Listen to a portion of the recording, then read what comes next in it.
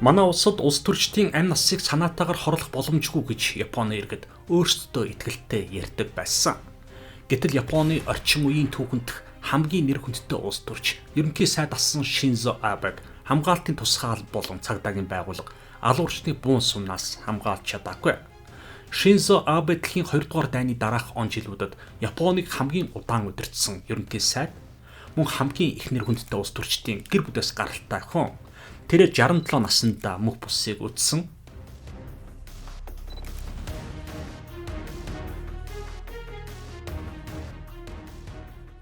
Японы эртний нийслэл Нара хотын Амиячи дүүрэг бол бусад Японы хотуудаас юугаар ач ялгархгүй байдаг жижиг хот. Чимээгүй шүлжигдсэн гудамж, өөр хоорондоо ойрхон шахан барьсан нийтийн орон сууцнууд, байдаг намхан таацтай тавч өрөөтэй орон сууц, бүүдгэр гудамжны гэрэлтүүлэг.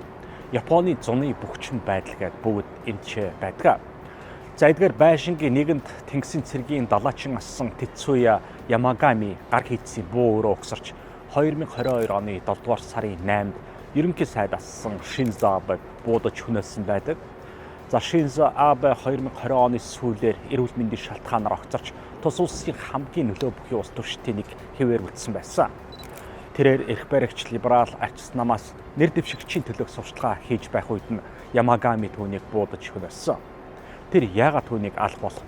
Юуны учир түүнийг хөнөө гэсэн асуулт одоо болтол дэлхийн нийт улс төр сонирхдаг хүмүүс асуусан хэвээр байдаг.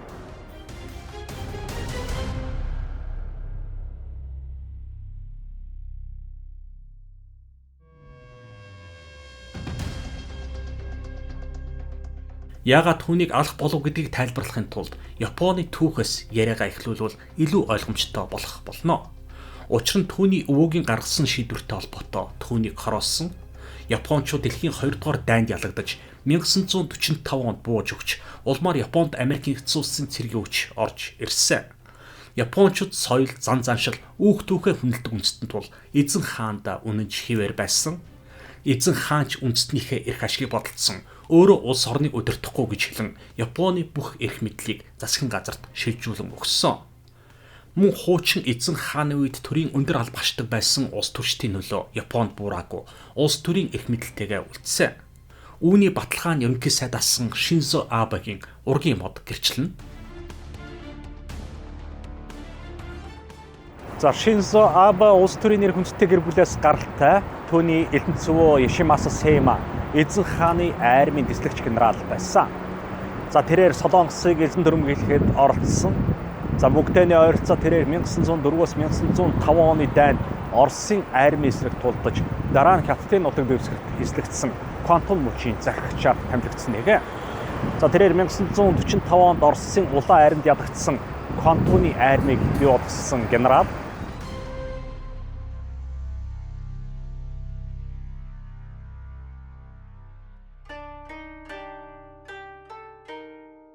Шинзо Абегийн Эрдэнэцвөө Японы эзэнт улсын цэргийн өндөр албан тушаалтан хүн байсан.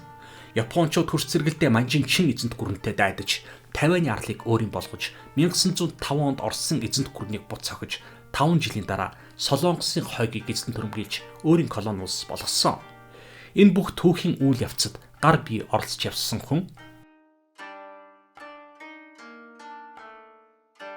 За Шинзо Абегийн өвөө Кан Абе дайны өмнөх жилүүдээс эхлэн Японы парламентын гишүүнээр ажиллаж байсан юм. За түүний аав Шинтаро Абе эцгийнхээ улс төрийн карьерийг өглөж парламентын гишүүн болж улмаар Японы гадаад хэргийн сайд байсан түүхтэй.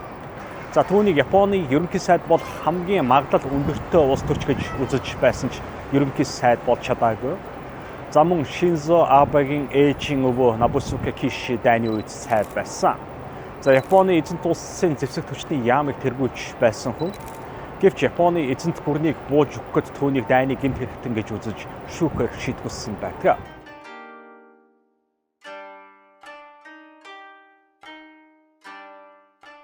Шинзо Абегийн өвөө Набусуке Кишиг төрөхөд Набусуке Сато гэж нэр хайрласан байсан. Түүний ах Ичиро Сато Японы эзэнт гүрний цэргийн адмирал цолтой хүн болсон. Харин бага дүүн Исаку Сато ирээдүйд Японы засгийн газрын ерөнхий сайд болж байсан түүхтэй. Яагаад Набусуке Киши нэрээс хойсон гэхээр түүнийг бага байхад нь удам залгах хүүгүү гэсэн шалтгаанаар Хамаатны гэр бүл өргөж авсан. Ингэж Кишиг их удмын нэрийг авч улс төрд ихээхнэр алдарт хүрсэн. Японы эзэнт улс бууж өгөхөд Нобусуки Кишиг цэргийн гэмт хэрэгтэн гэж үзсэн.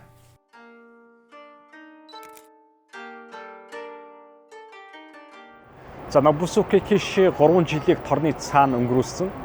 Дараа нь түүнийг цагаатгсан. За тэрээр 1957 онд Японы ерөнхий сайд болсон түүхтэй. За өвөөгийн шоронд байхад хүүхдүүд Шинзо Абег гэмт хэрэгтэнгийн ач хүү гэж дээрлэж байсныг тэрээр хожимд дурсаж өвөөгөө зөвтгөхийг өөрийн эрхэм зориг гэж үзэж байсныгаа дурссан байдаг.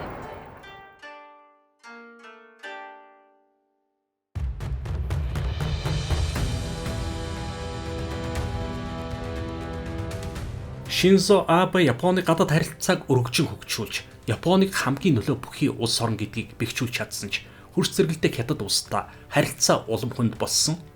Хятадыг эсэн дүрмгийлсэн он жилүүдэд Японы цэргүүдийн хийсэн балмад үйл ажиллагааг Шинзо Абе хүлэмжшөөрөхгүй байгаагаас болсон.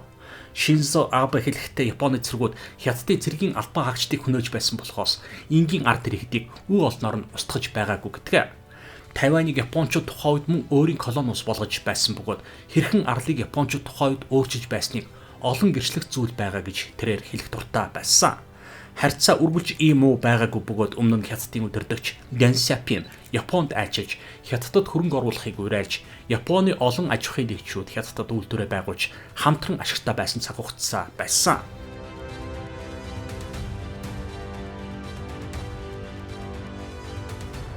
(19-р зуун Британий зун байсан, 20-р зуун Америкийн зун болсон, 21-р зуун Японы зун байх болно гэж Америкийн футурист Хайрман Каны зөвнөл биелээгүй. За 21-р зуун Японы зун болоогүй ч Япон улс олон жилийн турш 2010 он хүртэл эдийн засгийн хүчээр дэлхийн 2 дахь эдийн засаг байсан.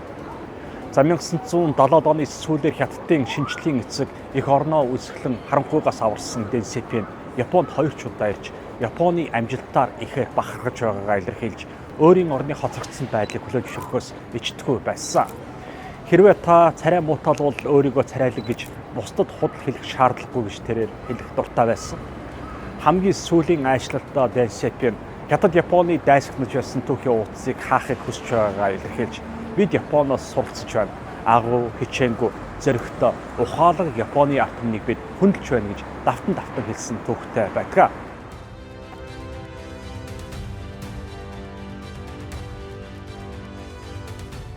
Одоо харин цаг хугацаа өөрчлөгдөж Япон Хятадын байр солигдож Хятад дэлхийн 2 дахь эдийн засгт улс болж Хятадын эдийн засгийн гайхамшигыг дэлхийн нийт бишрэх болсон.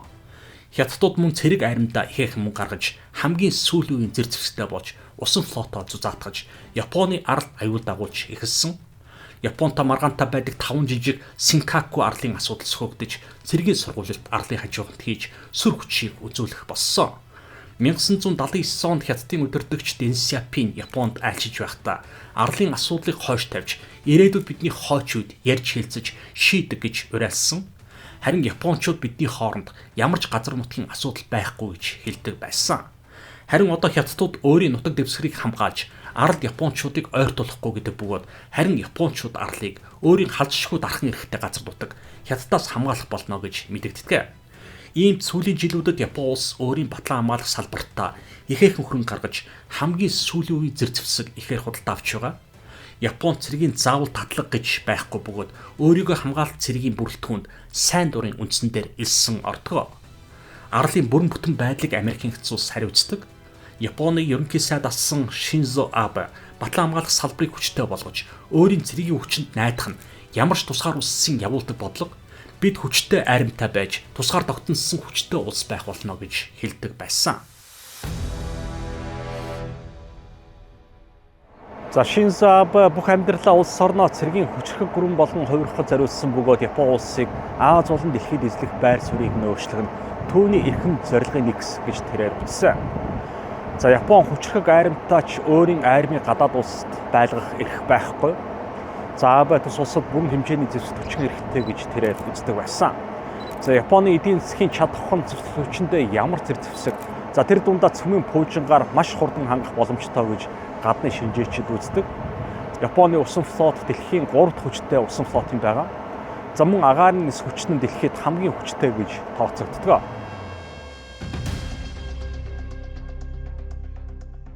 Шинзо Абе Японыг дэлхийн хамгийн хүчтэй цэрэг харимтаа улс болох зорилгодоо тууштай явсан бөгөөд бүхий л амьдралаа зориулсан хүн. Үүнийгээ тайлбарлахдаа өөрт нь бурхнаас өгсөн даалгавар гэдэг байсан бөгөөд Аз номхон далайн орнууд төдийгүй дэлхийд Японы байр суурийг бэхжүүлнэ гэдэг байсан. Японы эдийн засгийн боломж болцсон богино хугацаанд Японыг хамгийн орчин үеийн бүхэл зэвсгээр хангаж чадах бөгөөд мөн цөмийн зэвсэгтэй ч болж чадна гэж тэрээр хэлдэг байлаа.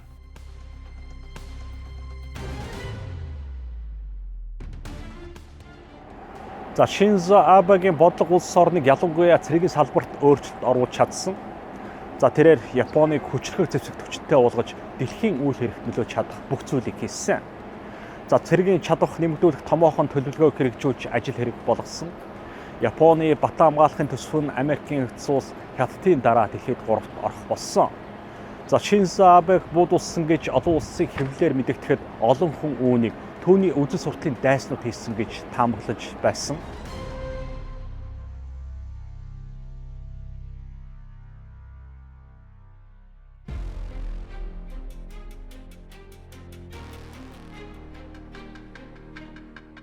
Гэхдээ алуурчинд өөрийн гэсэн Шинзо Абег алах мотив буюу шалтгаан байсан гэж мэдгдсэн.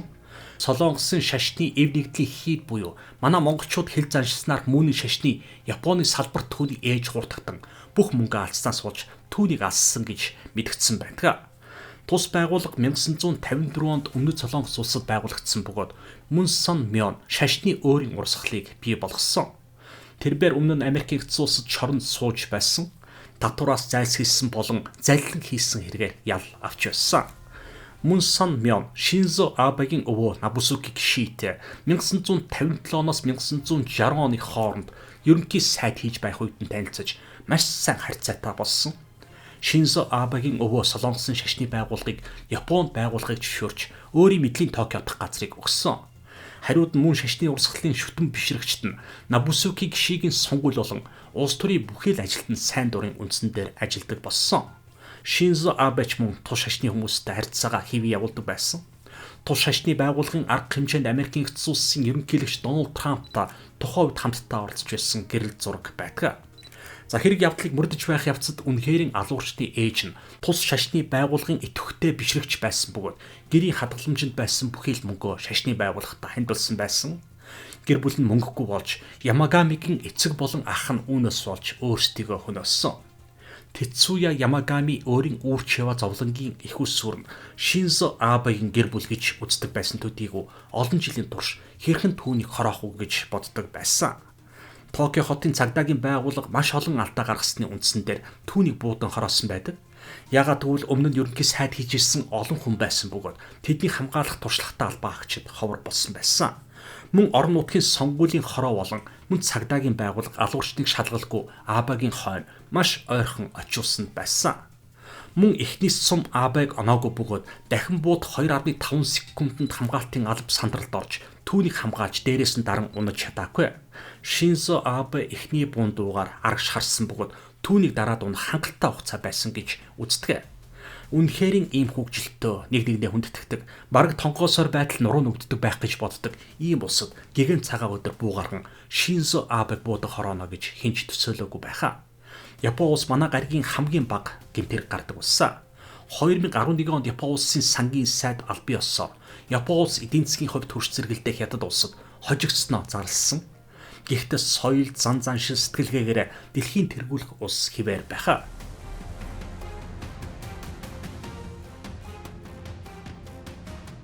За 2010 он хүртэл дэлхийн 2 дахь эдийн засаг байсан бөгөөд хятад улс тэнхүү байр сууриа алдсан. За сүүлийн 30 жил Японы эдийн засаг зогссон байдалд орсон. За яагаад ийм байдалд хүрв? Японы амжилтыг одоо байгаа байдлыг дүүрэх хүсэлтэй олон улс орнууд байхад Япон улс яагаад өөрийн одоогийн байр суурьнд сэтгэл дундуур байдаг вэ? За үүнийг тайлбарлах зорилготой энэ удаагийн Жо аялал нэвтрүүлгийн дугаараа үзэгч та бүхэндээ хүргэж байна. Ингээд Япон улсаас хүргэх 2 дахь Жо аялал нэвтрүүлгийнхаа дугаарыг хүргэж байна.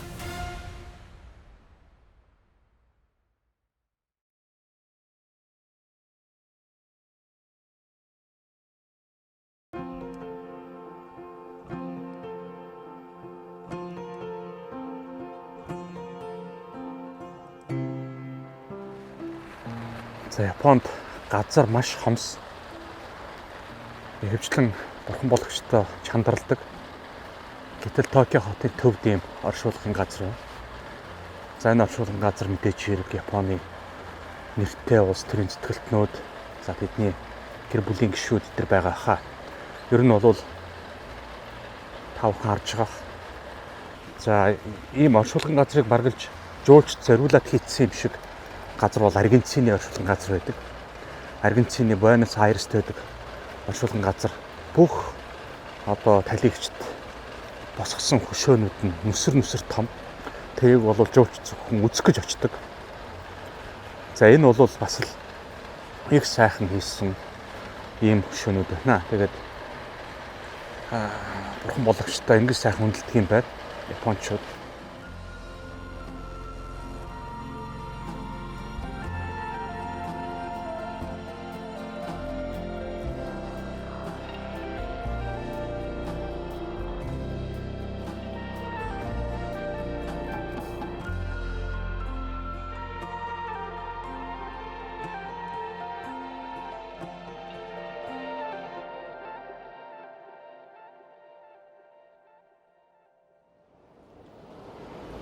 За Токио өнөөдөр жоохон бороотой байна. Ууг нь бол бороогүй л байх байсан юм. Тэгээд цагаагаар өөрчлөгчдөг юм шиг байна. Цагаагаар харж явах нь ашиг. Токио 4 хон бүгд сайхан нартай, цэлмэг сайхан дулаах өдрүүд байхаар байсан. Би хувцас дулаах хувцас аваагүй. Гэтэл өнөөдөр нэлээд хүүтэндөө бороо ихтэй ийм өдөр болж байна. Бороо бол өдөржингөө орох юм шиг байна. Тэгэхээр гадуур явж өнөөдөр бичлэг хийх маань нэг жоохон нэг өдрөө ингээд алдчих байна. Маргааш нэг өдөр цагаагаар бол бороогүй байх шиг байл. Өнөөдөр яг бороотой өдрийг ашиглаад Токио явж үзэх газруудаа үзээд явчих. За тэгээд Токиогийн метрон сууж үзэх гэж байна. За би сая хотынх нь жуулч зориулсан төв дээр очиж асуугаад яаж одоо Токиогийн телевизэнд самхаглаа очих уу гэд асуусан. Надаа хамгийн боломжийн юм нь Токиогийн 3 өдрийн жуулч зориулсан билет байдаг. 1500 йен болно гэд ийм билет өгч байна. 1500 йен гэдэг маань бол $10. Үндсэндээ $10 гэдэг чинь өдрийн $3 гаруйгаар Токиогийн бүх метрогоор өдөр орой шөнө хамаагүй явхаар байна. Тэгэхээр энэ их боломж ер нь Токио надад их таалагдж байна. Их өндөр үнэтэй хот биш байна. Та бодоод үз. $10-оор $9 50 цент болж исэн. 1500 йен. За $9 гаруйгаар 3 өдөр би метрогоор чөлөөтэй явна гэдэг бол маш хямдхан болж байгаа. За тэгээд ямар ч гэсэн одоо метронд нэг ороод үзье. Гэхдээ метроныхаа одоо А8 гэдгийг нь олох нь олохгүй нь бас тэр нь жоохон төвхтэй байж магадгүй юм шиг байна.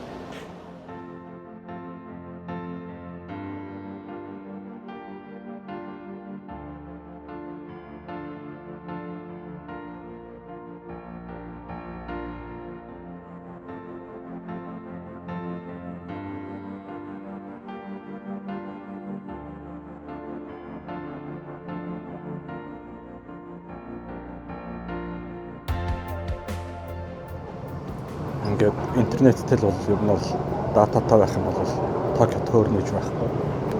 Утсан дээр очих газрын хаягийг хийгээл явчихна. Одоо бид улаан шугамаар явж байгаа. Тэгээд одоо энэ улаан шугамаар явж байгаад Камусаки стейшн гэдэг дээр буу. Тэгээс хаалт суух юм байна. Их амархан. Ер нь бол төөрнөж байхгүй юм байна. Хамгийн гол нь дататай байх хэрэгтэй. Интернет сайн ажиллаж байвал тэгэл төөрнө гэж юусоо байхгүй.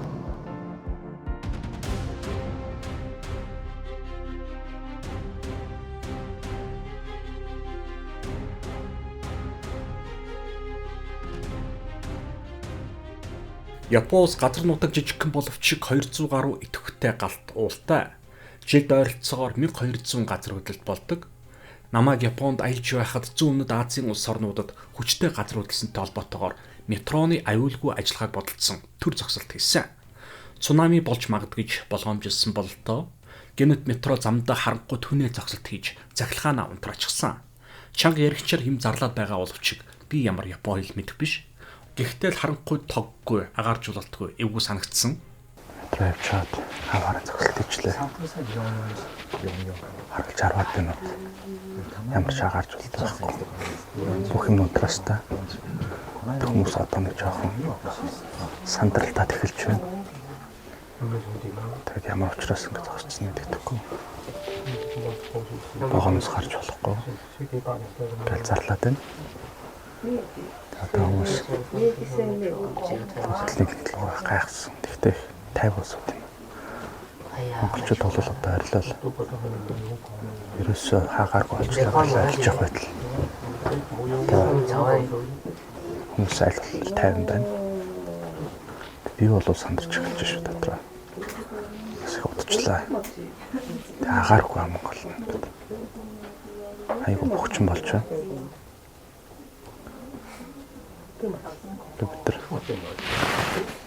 Бид зогссон хэвээрээ даардал суугаасуудыг тавах харах байх. Тэр нь бол бүгд л сандарсан байдалтай байна.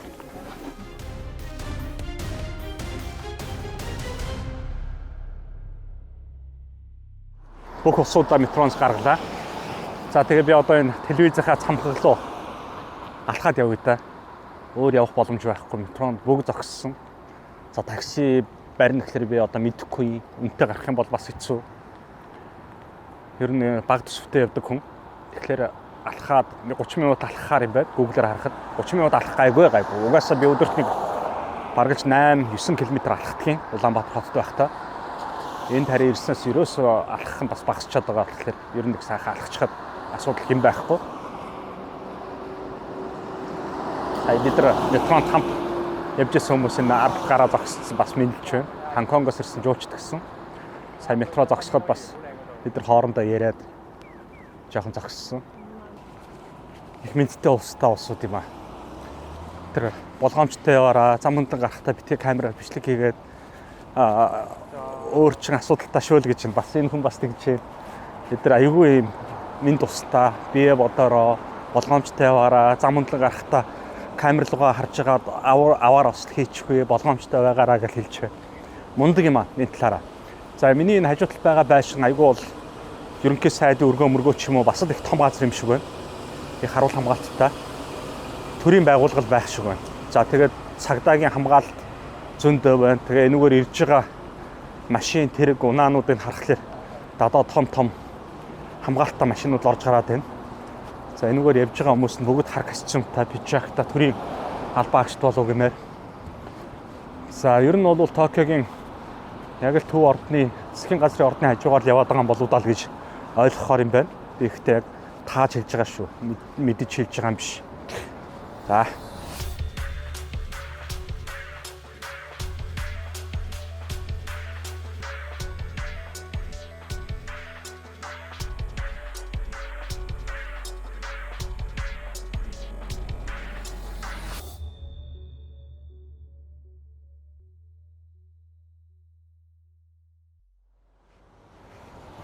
За Францын Эйфелийн цамхаг гэдэг бол Токио хотын телевизэн цамхаг гэдэгтэй адилхан. Токиогийн бас бэлэг тэмдэг болсон. Их өндөр цамхаг. За одоо энэ цамхагийн гадаа ирчээд бид нар энэ цамхагийн дээшхаа мөнгөөр гардаг. Би одоо яг хэдэн төгрөг гэдгийг мэдэхгүй байна. Тэг гарч үзнэ.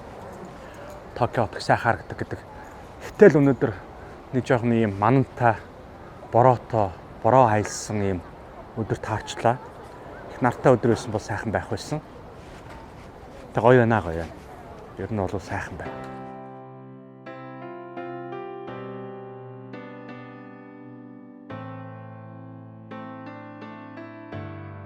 Филе тасалж байгаа хүүхнүүдийнх нь хувцсыг хараад байгаа. Ямар цэвэрхэн, ямар айтайхан гоё өнгөлөх хувцтай юм гэмээр.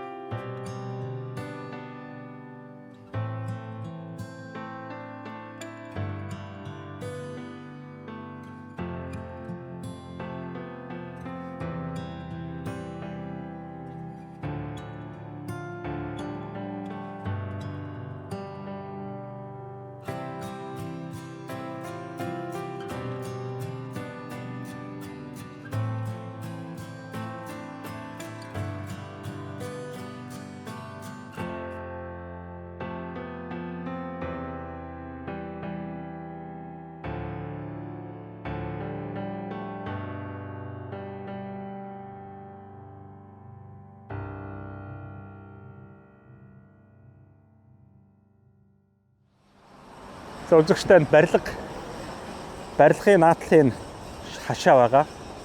Энэ хашаа бол цав цагаан өнгөтэй. Ер нь барилгын стандарт байдаг гэдний. Барилга барьж байгаа байгууллагын гадна талын хашаа бол бүгд цагаан өнгөтэй байх ёстой. За тэгээд одоо энэ барилгын бүх стандарт нь тавигдсан шаардлагууд нь энэ жишээ миний наадл бичсэн байгаа. Одоо ийм байх ёстой, ингэж баригдана, хэдэн оны, хэдэн сард эхэлсэн, хэдэн давхар барилга барьж гэдэг юм уу. За та бүхэнд үзүүлэх гээд байгаа нэг сонин зүйл байгаа.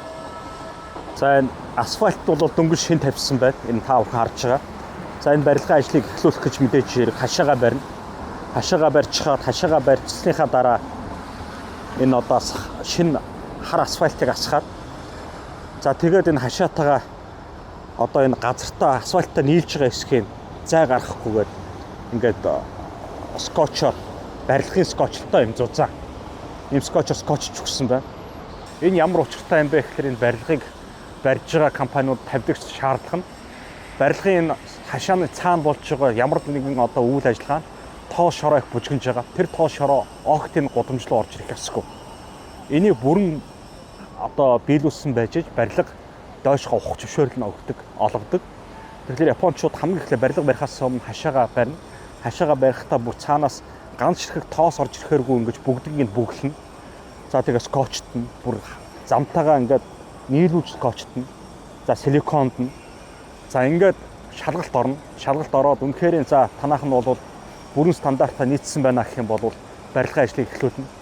Энийг бол байнга шалгана. Нэг удаа шалгачаад ингээд үлдээхгүй. Ер нь сард нэг удаа үржиж шалгадаг гэж байгаа. Мэргэжлийн байгууллагаас үрж ирж хашаа одоо энэ барилгын гадна талын хашаа аюулгүй байд хэр хангагдсан байна. За та бүхэн ингээд Токио хотын гудамж талбайг ингээд хараад үз. Зүгээр оймстойгоо явхад халтар болохгүй дээ. Олон улс орноор явсан дөө би. Гэтэ Япон шиг юм цэвэрхэн та нар зүгээр энэ гудамжийг хардаа. Энэ замаа будсан байгааг анзаарч байна хүмүүсээ. Ийм саарлангөр будсан байна. За цаатлын хэсэг нь улаан өнгөөр будсан байна. Тэгээ Япончуудаас би асуулаа яагаад ингээд танах нь энэ замаа будчихж байгаа юм бэ? Энэ будаг хайран биш үү? Энэ урт замыг ингээд буддаг гэсэн үгүй юм. Энэ будчихлаар одоо нартаа өдөр 100 эдний 100 болвол их халуун гэж байгаа. Хэд их хар юм асфальтн дээр нар туссаад асфальтаа бас эвдээд байдаг. Тэр хайлуулах гад будчихлаар тийм байдгүй юм. Нар шингээх нь баг байдаг юм шиг байгаа гэж тайлбарлалаа надад. Үнэхээр цэвэрхэн арт хүн юм. Годомж талбай, тэг хүмүүсийн өмссөн зүүссэн ер нь бол их дэгжин усууд юм. Их дэгжин. Хамгийн сүүлийн үеийн тэгээд энгийн юм өмссөн ч гэсэн өмссөн юм уу их гоё тааруулж өмсөх юм. Донжийг олж, донжтой. Тэгээд ямар ч хувцсыг өмссөн эдэрт итгээд донжтой, загварлаг их сайхан харагддаг юм байна. Гайхалтай улсууд юм аа. Тэгээд эмэгтэйчүүд нь ямар өөрсдөө их ач шаардтай юм. За тэгээд Токио хотын төв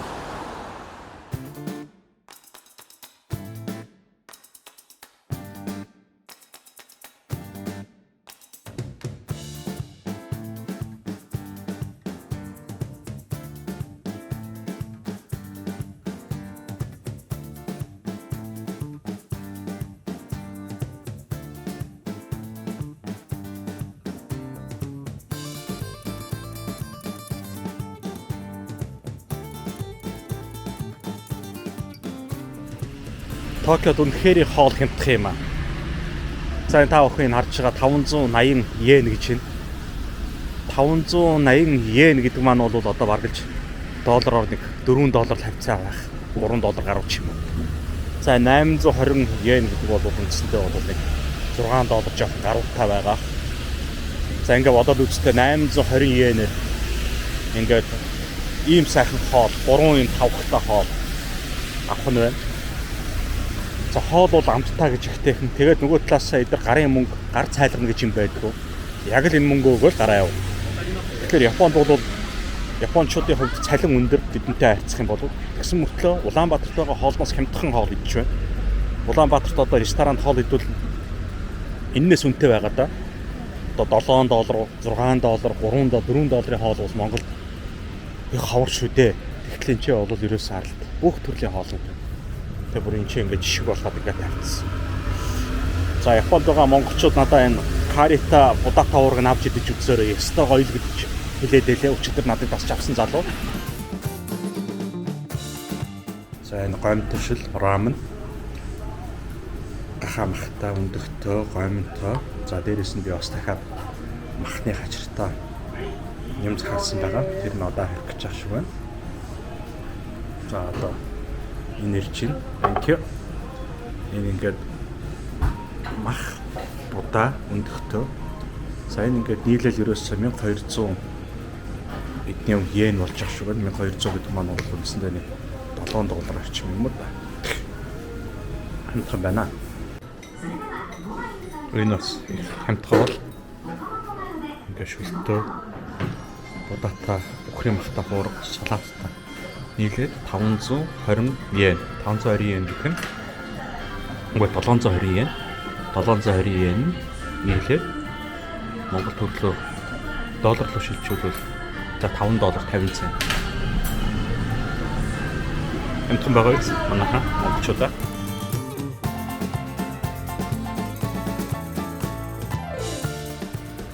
Удамжны 0 ийм гоё цэвэрхэн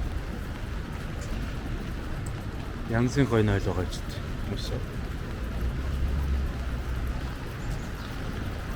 нийт 0 гэж боддоо таавхан бүр метроны орд гардагаас ч илүү цэвэрхэн ингээд хийцэн. Үнэхээр японч цэвэрхэн юм аа. Гайхалтай.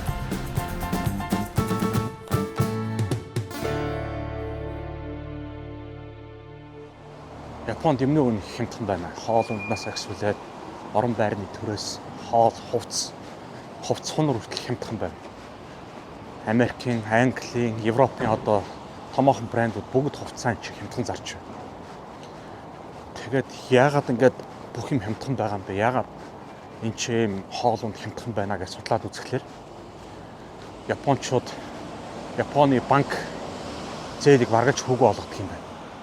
За энэ яагаад зээлээ хөөгөө олгоод байгаа юм бэ гэхээр эдийн засгийн бүүн болж ирсэн одоо тэр 1970-80-аад онд амар өсрөнгөө хөгжчихөөд дараа нь тэр нь эдийн засгийн амар том хагарал бий болоод бүх юмыг хиймэл болгож ирсэн юм байна.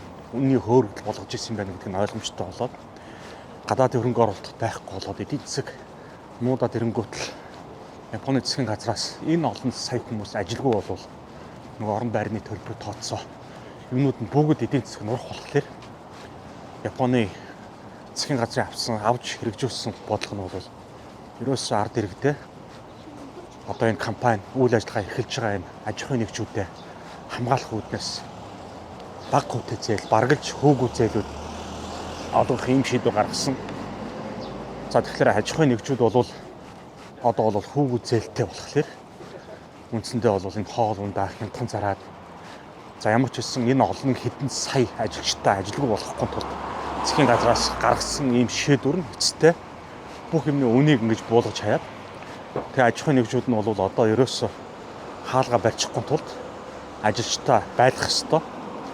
За байлгаж иж хөөгөө зээлэнд хамрагдах ёстой. Хөө багтаа зээлэнд. За ийм нөхцөлтэй болохоор ингээд ажилчтай байлгахын тулд зээл авна. Тэгээ зээл нь хөө багтаа ингээд нэг ийм циклд ийм тойрогт орчиход эдийн засаг ерөөсөө хөгжиж чадахгүй ингээд яваад байгаа юм байна. Япончууд бол яг хоо гадаад зах зээлээс, гадаадын том төслүүдээс, гадаадын одоо томоохон том төслүүдэд оролцож ер нь бол мөнгө олох нь ихсэж байгаа. Дотооддоо бол энэ компаниуд, дотоодын компаниуд бол хамт арга цагаат өөрсдөө болгоод ингээд байгаа.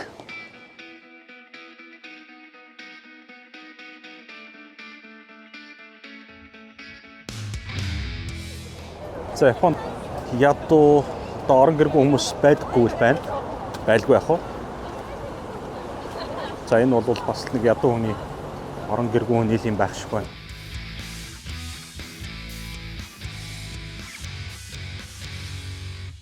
За үзэгчтэй би зүгээр Япон иргэдийн аж амьдардаг гудамжаар явж байна. Зүгээр л жирийн иргэд дундаж амжилттай ямар ч одоо айхтар тансаг хэрэглээ багтаа гэсэн үг. Гэтэл ямар цэвэрхэн амьдардаг юм бэ? Та бүхэн орон сууц энэ байгаа одоо орон сууцнууд хараад зүгээр л ерөөсөө угаацсан юм шиг.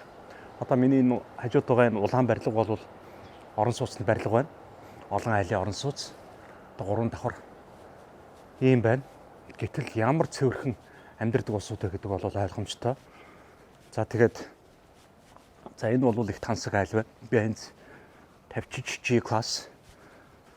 За ер нь мундаг юм аа. Би Японд одоо 3 дахь онд байна. Өнөөдөр олон газраа явлаа. Хотынхын төвөөрч явлаа. Одоо ингээд хотынхын нэлээд захтуу юм дүүрэг тавьж байна. За хотын захаараа би оршин суугчид нь хэрхэн амьдардгийг, яаж амьдардгийг, годомж талбай нь ямар хөө байдгийг. За ер нь бол гадаад улс оронд ингээд явхлаар хотын төвөнд сайхан гялтгар сайхан байдагч. Яг хотын захаар яг жирийн иргэдийн амьдарч байгаа орчинд очихлаар шал өөр байдаг шүү дээ. Би уралд нь Манилад очиж ирсэн. За Азийн олон улс орноор явж ирсэн. Гэтэл Манила ч юм уу одоо жишээ нь юу гэдгийг Таиландын нийслэл Бангкок гэрт ингээ явхлаар хотын жуулчдын явдаг хөл хөдөлгөөн ихтэй газар их сайхан байлгадаг боловч зүгээр ард иргэдийн дундаж амьдралтай улсуудын амьдарч байгаа орчинд очиод харахлаар үнэхээр өрөвдөлтөө. За үнэхээр хажуу талд нь бид нар бас Улаанбаатар хотод хавьгүй дээр илүү цэвэрхэн орчинд амьдардаг юм байна гэж бодол төрөдөг зөндөө үе байсан. За Японд ирээд ингээд явхлаар ерөөсөө хотын заханч тэр, хотын төвөнч тэр ямар цэвэрхэн бэ гэдэг бол бидний ард түмний соёлтой, үнэнч, зарчимч ийм байдал нь цуснд нь шингээстэй хүн бүхэн яг өөрийнхөө орчныг хүн бүхэн байгаа орчноо тогтчуулаад янзлаад цэвэрхэн байлгаад угаагаад ингээд байхлаар энэ яаж ч байсан ингээд муухай болохгүй юм байна. Тэгээ сайхан юм аа. Ийм улс оронд төрж өсөөд Япончууд энэ соёлоо уламжлан яваад тэгээд ингээд энэ сайхан орчноо бүрдүүлээд улс орноо хөгжүүлээд ингээд явж байгаа бол надад бол үнэхээр гайхах төрөвч байна. Японуудаар бахархаж байна. Мундаг ажилсаг ард түмэн юм. Үнэхээр үлгэр жишээ болохоор юм ард түмэн байна. Гайхалтай.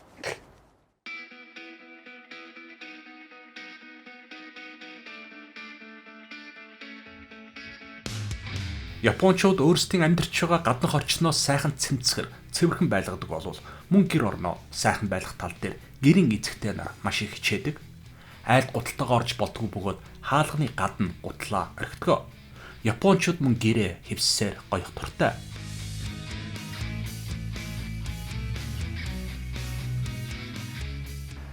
За үзэгчдээ би Японы нийслэл Токио хотын дагуул хот болох Хакима хотод ирээд байна. За энэ хотод Японы хевсний сүлжээ дэлгүүр үйл ажиллагаагаа явуулж байгаа бөгөөд миний энд ирсэн шалтгаан нь энэхүү миний ардд харагдаж байгаа дэлгүүрт манай Эрдэнэт хевс зарагддгийг миний Японы айц сэтгүүлч Язава Макава надад хэлсэн. За манай хевс маш сайн нэр хүндтэй сайн борлуулалттай байдгийг сонсоод ирж үзмээр санагдсан. За ер нь хоёр улсын харьцааг сайжруулах, хүн хоорондын холбоог нэмэгдүүлэх, бизнес харилцан ашигтай хийх тал дээр манай хувь хүмүүс болон аж ахуйн нэгжүүд өөрийн болцоонд маш сайн ажиллаж байгаа. Харин элчин сайдын яам дүнд гүүрэн болж өгч байх ёстой байдаг. Эрдэнэт хевс маш эрт Японы зах зээлд гарч өөрийн байр суурийг хязгааны эзэлсэнд баяртай байна.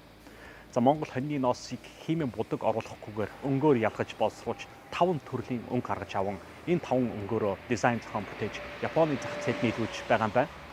За 2008 оноос эхлэн Японы зах зээлд бэлтгэн нийлүүлж ирснээс хойш дүүг 16 жилдээ Япон хүмүүсийг хэрэглээг чанар болон дизайны хувьд хангаж ажиллаж байгаа нь монголчууд бидний бахархал гэж хэлж болно. За энэхүү бүтээгдэхүүний нэгж өртөг тутамд Монгол малчтын бүтэн жилийн хөтөлбөр Эрдэнэт хевсний үйлдвэрийн 800 ажилчдын хөтөлбөр шингэсэн бүтээгдэхүүн гэж хэлж болно. За үнэхээр гайхалтай.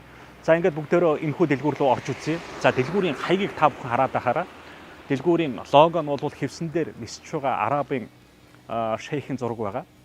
Гэхдээ манай Монголын хевс бусад улс орноос авчирч байгаа хевснүүдийг бодох юм бол борлуулалт хамаагүй сайн гэж байгаа. Үний хувьд ч гэсэн ер нь олон өрсөлдөгч арай хямдхан гэж байна. За бүгдөө ингээд ямархуу хевс, ямархуу өнгө төрхтөө, ямархуу хийцтэй байдгийг бүгдөө орж шалгацгаая.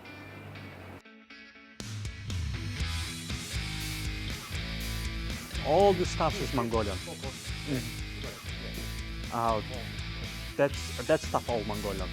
Oh, I see. Oh, I see.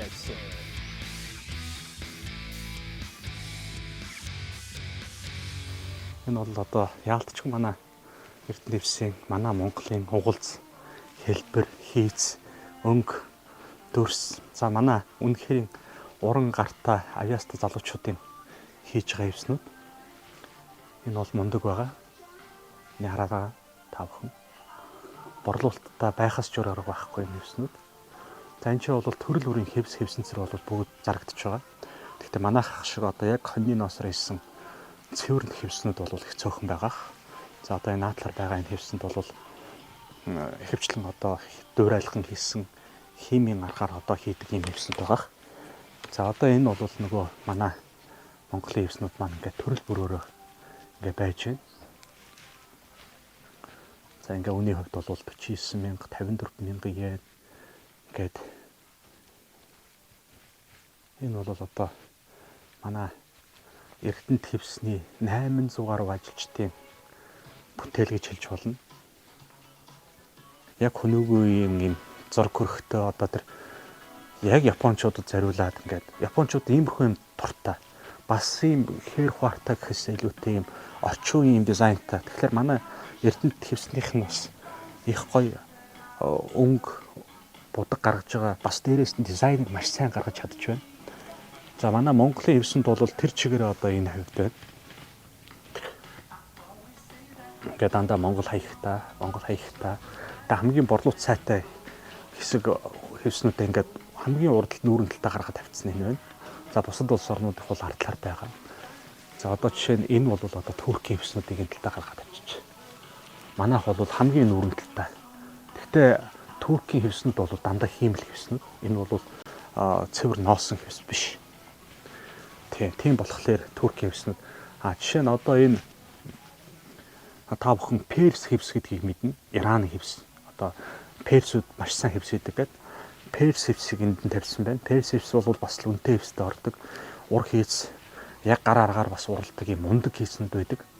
Тэгэхдээ би бол Монгол хивсийг бол Монгол хивсний чанар бол илүү гэж бодож байгаа. Борлуулалтаараа бол үнэхээр гайхдаг гэж байна. Япон хэрэглэгчд бол аваас сурцсан. Бүр нэг нэгэндээ хэлээд, яриад, нэг нэгнээс дуулаад энэ дэлгүүрт ирж хивсээ авдаг гэж байна. Тийм болохоор би бол одоо Японд ирээд санаанд хүнээс одоо ийм дэлгүүр байдгийг сонсоод, Монгол бүтээгдэхүүн ингэж зарагдгийг сонсоод бас нэвтрүүлэгтээ ингэж оруулах нь зөв гэж санагдаад ирсэн бас зөвгөөргүй боллоо. Бас их сайхан зүйл боллоо. Монгол бүтээгдэхүүнээ ч гэсэн бид нэг талаараа сурчдаг. Нөгөө талаараа Монголынхаа одоо аж ахуйн нэгжүүд хэрхэн одоо хүч хөдөлмөрөөгөө зарцуулж энэ том одоо өрсөлдөөнтэй зах зээлд өөрсдийнхөө бараа бүтээгдэхүүнийг гаргаж чадж байна гэдэг бол үнэхээр амжилт. Тэгэхээр Эрдэнэ твсийн одоо удирдах байгаа улсуудаар бахархын арга байхгүй сайхан мэдээ байна. Сайхан одоо зүйлийг би ингэж мэдэрлээ. За ямар ч гэсэн манай бэлэн бүтээгдэхүүн нэмүү өртөг шингэсэн ажилчдын маань ур чадвар, манай малын ноос, малчтын маань бүтэн жилийн одоо хүч хөдөлмөр шингэсэн ийм бүтээгдэхүүн ингээд Японы зах зээл дээр гараад Японы хэрэгт төрж байгаа нь үнэхээр юм туйлын баяртай байна.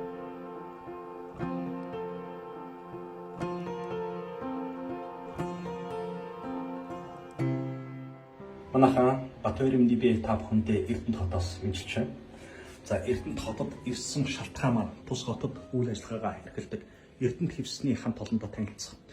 Энэ хивсний үйлдвэрт хийгдэж байгаа алтан гартаа бүсгүүлчүүдийн уралж байгаа Эрдэнэ хивс хэрхэн бүтдгийг яаж гадаад зах зээлд гардыг одоо судлахаар ирсэн байгаа. За учир нь би Япон улсын Токио хотод нэвтрүүлэг хийхээр очиход тус хотод хамгийн одоо борлуулалттай гэдэг Монголын үйлдвэрлэсэн Эрдэнэ хивсний маш сайн одоо борлогддог ийм дэлгүүрт очиж сурвалжлал мэдээлэл бэлтгэсэн байгаа. За энэ хүү мэдээлэлээ баялаг болгохын тулд тус хотод ирж энэ одоо Эрдэнэ твс хэрхэн хийгдгийг бас та бүхэндээ давхар танилцуулах юм бол үр өгөөжтэй мэдээллийн чанартай болох юм болов гэсэн үгнээс ингэж ирсэн байна.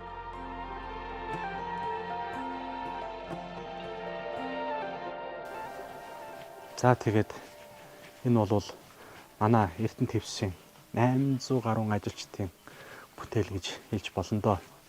Үнэхээр юм би бахархаж байна. Хаягнууд, шошгонууд энэ бол бүгдийн Япон хэл дээр ингээд тавьчихсан байна. Зураг хөрхтэйгөө. Тэг гоё юм аа. Манай Эрдэнэ твсийг ингэж сайхан ингээд зарах бол гоё л байна.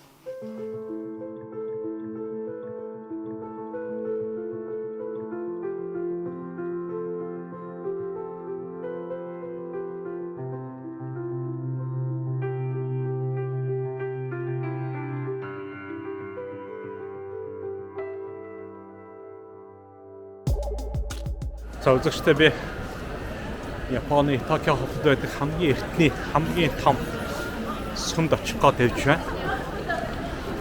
За би Японд ер нь төөрн гэдэг бол ойлголт жоохон хэл устай. Болвол ер нь бол асуудалгүй байна. Метронууд маш ойлгомжтой. За тэгээд Google Map дээр очих газраа хийчихэл ерөөсөө метроны бүх замуудыг заагаад өгч байна. Ийм метронд суугаад ингэж яваад хэдэн буудал яваад тэгээд тийм өнгөтэй метроор солиороо гих мэтлээ. Тэгэхээр ер нь бол маш ойлгомжтой. Энүүд бол хинч ирсэн ер нь бол асуудалгүй байна. За мэдээж ер нь настай хүмүүс бол туслацаа хэрэгтэй. Залуу бид нар бол хангалттай ер нь яваад ах юм биш үү?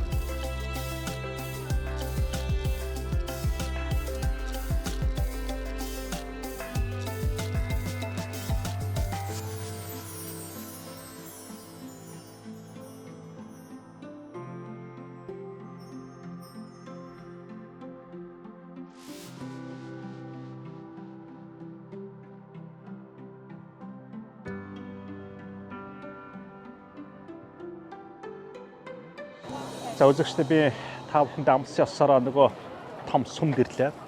За энэ сүмийн төв хаалган дээр ирсэн байна. За энэ хаалгаар ороод цаана сүмийн төв барилга байгаа.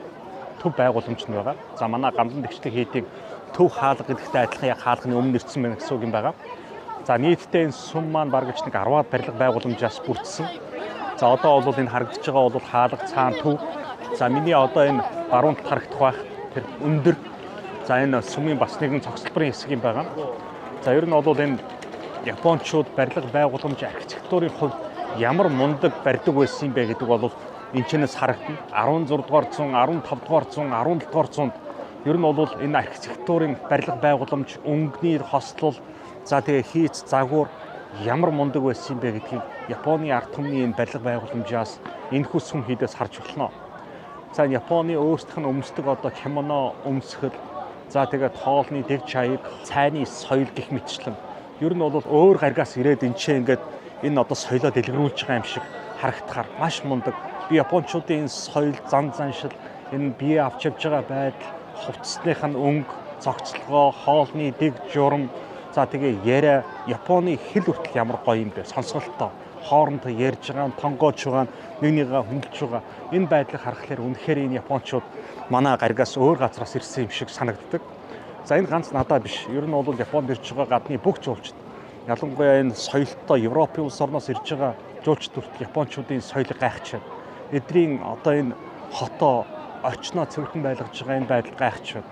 Энэ бол манай гаригийн хүмүүс муу юм уу гэж хүртэл бид нар жаштгуудад байгаа гадныхантайгаа яриад хөхрөлтөд хүртэл ярьж илаа. Үнэхээр гайхах юм аа. Тэгээд монголчууд маань жилийн жил их ирж байгаа, олон монголчууд маань ажилд хөдөлмөрлөж байгаа. Тэгээ энэ чинь сурах юм их байна монголчууд нь. Хамгийн гол нь жижигхэн юмээс ч гэсэн суралцмаар байна. Нёгийг хөндлөж байгаа байдал, нёгийг одоо төвчээртэй байдал, метронд явж байхад настай хүмүүстээ суудал тавьж өгч байгаа байдал, залуучууд суудал байсан суухгүй, тэгж ихэмсэг зан гаргаж залуу хүнштэй гэдгийг харуулж байгаа нь хүртэл сайхан харагдлаа.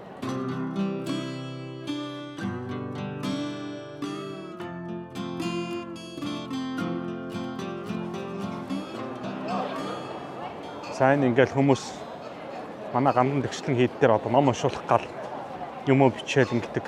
Яг л тийм юм байх шиг байна. Ер нь бол үндэстэн хамаарахгүй хүн бүхэн шүтлэгтэй.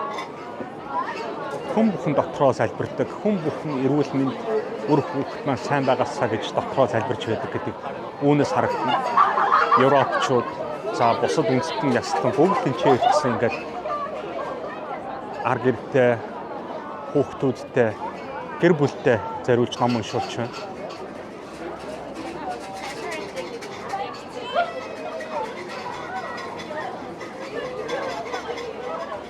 Хүчнүүд нь 200 йен байх шиг байна. Сайн тав хараараа энэ одоо шанх гэх юм уу. Зөвхөн энэ шангаар усаа аваараа гэсэн байна. За хүмүүс тэгээд энэ шангаар нь аваад гараа цэвэрлээ, духандаа өргөж байна. За энэ бол аршаан. За тэгээ энэ хавийн хүч өнөртөд ямар гоё гэж бодож чинь үнэхээр гоё өнөртэй байна. Хүчний өнөр. Үндэстэн ястан шар хар цагаан одоо ялахгүй ерөөс бүгд л энэ ч үржирч одоо ингээл ар гэртээ залбираал гэр бүлтэй сайн сайхныг хүсээр өгөл байж байна. За тэгээ одоо бүгдээрээ сүм рүү ороод үзье. За энэ сүм бол одоо хүртэл үйл ажиллагаагаа явуулдаг сүм. Гол ухнаа зарцсан юм чи байна. За тэгээд мөнгөний дуу чимээ их байх тусмаа илүү сайн байдаг гэдэг. Тэр утгаараа хүмүүс их мөнгө хаях тусмаа сайн байдаг гэж үздэг. За би бас ирсэн чиний залбирчээ. Шашин шүтлэгтэй холбоотой эд зүйлс нь ингээд хажуудад нь зараад бүгд гоё хувцсан өмссөн. Яг л нэг жигд хувцалсан. Маш цөөхөн ийм байдаг юм байна үзэгчтэй. Үнэхээр гайхалтай. Би тэгээд одоо цаашгаа дахиад яваад үзүүлээ.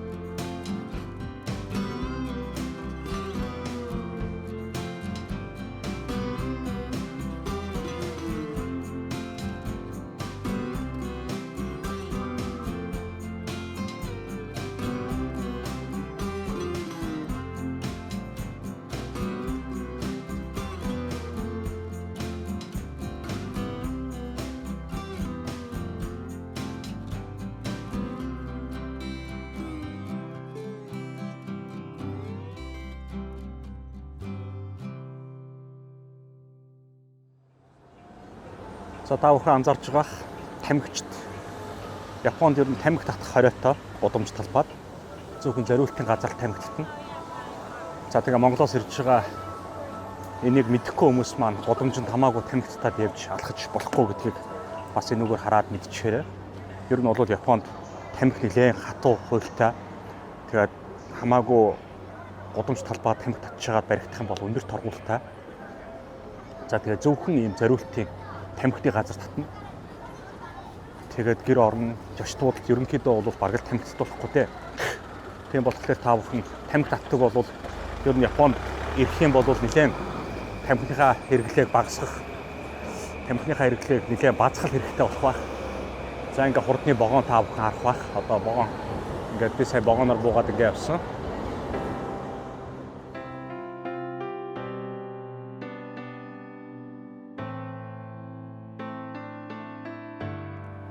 За би энэ Токио хотын удирдах төв газар нэрчсэн байна. За Токио хотын одоо засаг захиргааны төв хөлтсөн энэ өндөр барилгад байдаг. За энэ өндөр барилга ингэж яваад хоолоогоор ингэж дээгүүр яваад энэ барилгатай бас холбоотой. Ингээ үндсэндээ Токио хотын төв гэдэг бол Токио хотын одоо амбан захирагчийн ажлын захиргааны алба гэдэг бол үндсэндээ бол маш том өндөр ийм цогцлбор 2 том барилгаас бүрддэг юм байна. Урд хойд гэсэн. За тэгээ энэ чи одоо хэдэн мянган ажилтг юм бом. Гэхдээ бол үнэхээр мундаг юм аа. Токио хотын засаг захиргааны төв байр гэж том байр байдаг юм байна. За хотынхоо Шинзуки дүүрэгт ерөнхийдөө байрлах юм байна. Шинзуки дүүрэг бол Токио хотын хамгийн баян дүүрэг, хамгийн их үзэж харах юм ихтэй, хамгийн их жуулчд ирж энүүгээр холигддог ийм газар. За тэгээд үнэхээр гайхлаа. Хүн бүхэн л ярьдаг байсан. Японд л очиод үзэх юм бол ерөнхийдөө дэлхийн хөгжил, дэлхийн одоо хүмүүсийн соёл ер нь бол хайшгаа бид нар зориод байгаа гэдгийг харж болно гэдэг харлаа. Ийм сайхан орчинд хүмүүс амьдраад ийм сайхан соёлтой газар нэг нэгэ хүндэлсэн газар амьдардаг юм байж бас нэг олон улсын судалгааг аваад үзэхлээр бас гайх. Япончууд амиа хорлолтоор дэлхийд хамгийн дээгүүрт ордог гэх юм.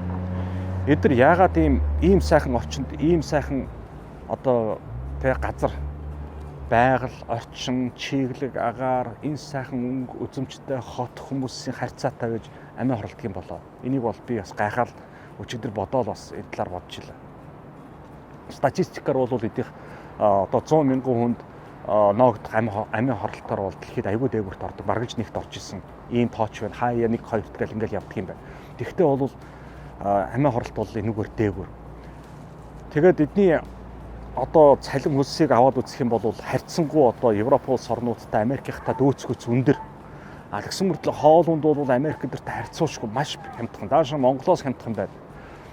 Энд чи 20,000 төгрөгөөр Монголын 20,000 төгрөгтэй дүүцгөөц мөнгөөр 1-2 дугаар хоолтой тэгээ бүр салааттаа аваад идэхээр байна. Гэтэл Монголд 20,000 төгрөгөөр одоо баргалж нэг гуляш аваад идэхтэй байгаа шүү дээ. Тэгээ бодлохоор энэ чи хоол унд хямдхан байна. Унаа тэрэг бол бас хямдхан байна. Би өчигдөр 3 өдөр 72 цаг хэрэглэх жуулчд зориулсан билет авлаа. Ганц жуулчд биш юм аа. Тэр чи ер нь бол дотоодынхан ч өөрсдөө авч болох юм байна. 72 цаг хэрэглэх билет нь манайхлаа хөрвүүлэхлээр $9.90 болж байгаа. Та бодоод үзтээ $9. За манайхаар 35,000 төгрөг. 35,000 төгрөгөөр 3 өдөр явна. Гэхдээ Токио хотчтой метрогоор явна, автобусаар явна, бүх юмдаа хэрэглээд явчихна. Тэгэж бодохлоор энэ Япончууд өндөр цалин авч ийн өртөг хямдхан байна. $700-аас $900 хооронд нэг өрөө байр төрөлсдөг юм байна. Гэтэл $700-900 хооронд одоо Улаанбаатар хотод баргалж River Garden нь одоо нөгөө жоох элит хороолт бол олдохгүй шүү дээ. Тэгээ бодоод үзтээ та бүхэн. Энд чинь бол $700, $800, $900 бол нэг өрөө сайхан байр төрөөс чинь хоолунд хямдхан байдаг юм байна. За цалин үйлс бол харьцангуй өндөр байдаг. Ингээд ийм газар очинд ингэж сайхан амьдардаг юм байж яагаад энэ Япончууд ингээд амиа хорлт өндөр байдаг юм бол гэдэг дээр гайхлаа. Гэхдээ ад жаргалтай байгаа нь надад ил тарагдчих байна. Годомж талбайд явхад хүн бүхэн мэдлсэн, инээсэн, орой өвч ингээд залуучуудын тэр цэнгэн хүмүүсийн хувцсан байдал ямар ганган гэж бодно Япончууд. Гайхалтай улс юм, гайхалтай улс юм. Тэгээ цаашгаа бүгдээр өргөжлүүлээд нэвтрүүлдэг байна.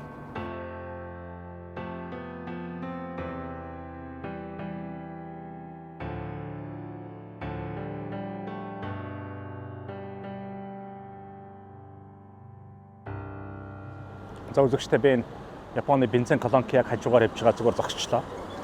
За энэ бензиний үнийг харсан надад бол маш хямдхан санагдлаа.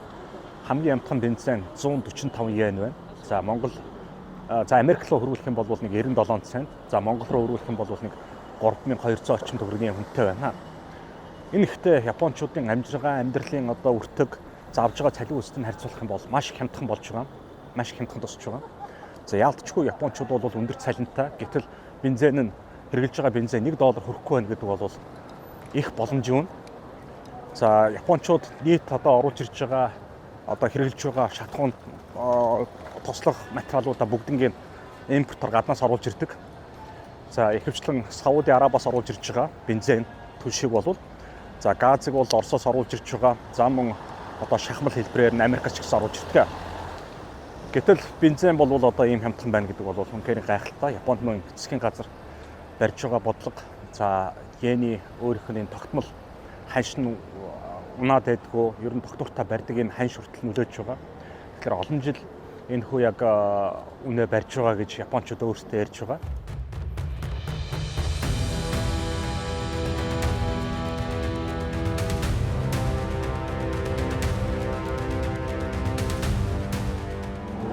Шибуя дүүрэг маань Токио хотын нэг томоохон дүүрэг. За миний буусан жаштууд бол Шинзуки дүүрэгт байгаа.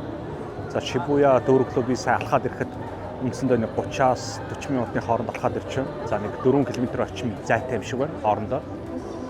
За энэ ч байдаг хамгийн олон жуулчдыг давтагны газар руу би та бүхнийг үзүүлэх гэж ирж байгаа. Ийшээ зорж ирж байгаа. За энэ нь дэлхийд дээр номер 1 хамгийн хүн нэг удаад ингээд зорчдог юм явган үний гарц байдаг.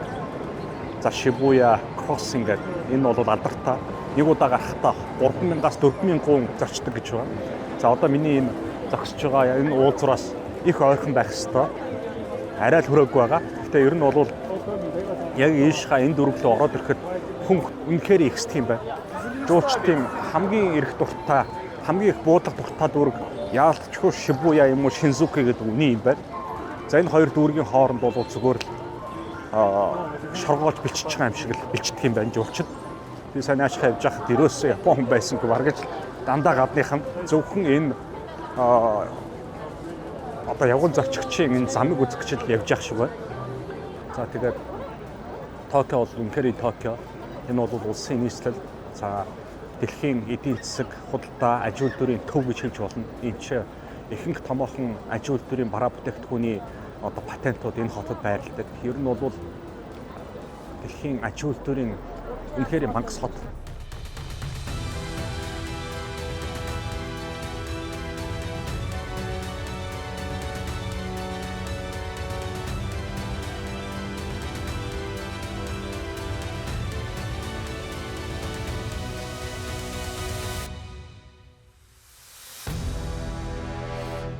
За одоо би Токио хотын Шинзуки дүүргээс Нарита онгоцны буудлын руу хөрнө.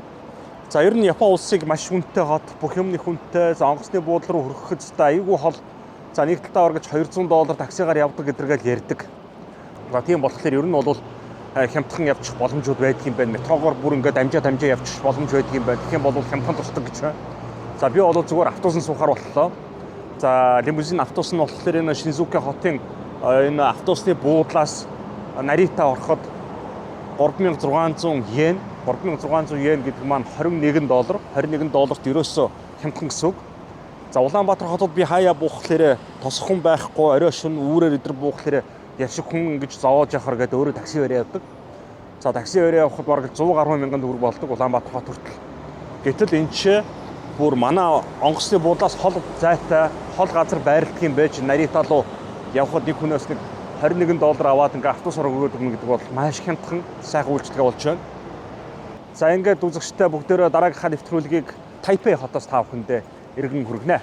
Баярлалаа үзэгчтэй.